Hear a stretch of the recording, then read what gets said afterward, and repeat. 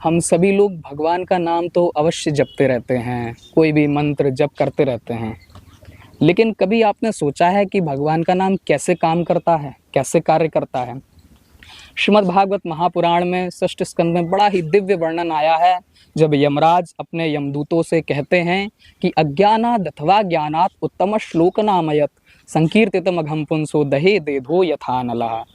महाराज, जैसे अग्नि हो, आप सभी के सामने अग्नि जल रही है, आप अग्नि के पास जाएंगे, आपको नहीं पता है कि वो अग्नि है क्या। एक छोटा सा बच्चा होता है, उसको नहीं पता कि महाराज वो अग्नि है क्या है, आपको जलाएगी क्या करेगी। लेकिन अगर आप उसमें हाथ डालेंगे तो आपका हाथ जलेगा ही जलेगा। आप भले ही ना जानते हो कि वो अग्नि है, उसका प्रभाव क्या होगा, आपने जानकर उसमें हाथ डाला हो या अनजाने में डाला हो। वैसे ही जो भगवान का नाम है वो आप जान करके लीजिए, संकेत में लीजिए, हंस करके लीजिए, अनजाने में लीजिए, चाहे नफरत से लीजिए, लेकिन जो भगवान का नाम है वो अपना कार्य करता है। और जैसे अग्नि ईंधन को जला देती है, वैसे ही भगवान का नाम जाने में ले चाहे अनजाने में लें, वो आप सबके पूर्व पापों को नष्ट कर देता है, जला देता है। इसके बाद दूसरा उदाहरण बड़ा ही सुंदर बताया महाराज। यथा गदम वीरतमम उपयुक्तम यदृच्छया अजानतो प्यात्म गुणम कुर्यान मंत्रुपदारिता। यानी जैसे अमृत होता है और कोई औषधि है, कोई दवाई है, आप सब कोई ना कोई दवाई लेते रहते हैं, बुखार आता है तो पैरासीटामोल लेते हैं, कोई भी दवाई लेते हैं। अगर आपने कोई दवाई जाने अनजाने में ले ली तो क्या वो असर करेगी? बिल्कुल करेगी।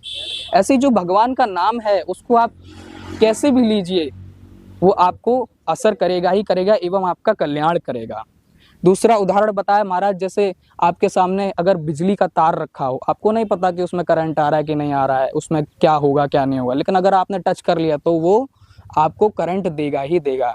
क्योंकि वस्तु की जो शक्ति होती है उसको फर्क नहीं पड़ता कि आप उसका प्रभाव जानते हैं कि नहीं जानते हैं। ऐसे जो भगवान का नाम है महाराज, कंस ने भी कई बार कृष्ण कृष्ण लिया था, रावण ने कई बार राम राम लिया था।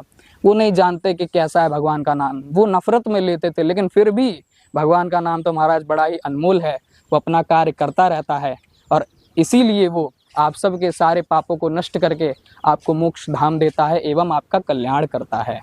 इसीलिए निरंतर भगवान का नाम जपते रहें और भगवान की साधना में लीन रहें। यही तो जीवन का आनंद है, परमानंद है। सभी को राधे राधे, जय श्री कृष्ण।